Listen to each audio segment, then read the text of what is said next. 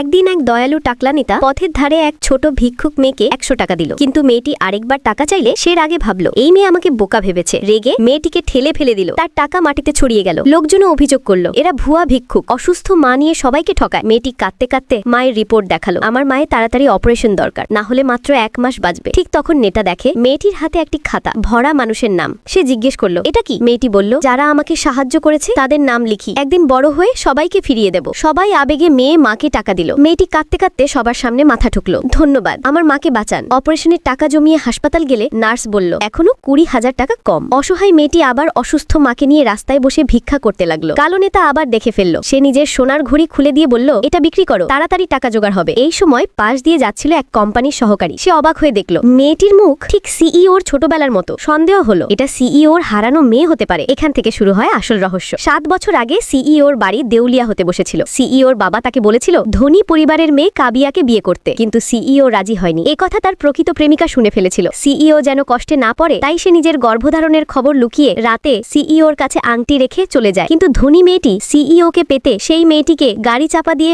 মরে গেছে ভেবে আবর্জনায় ফেলে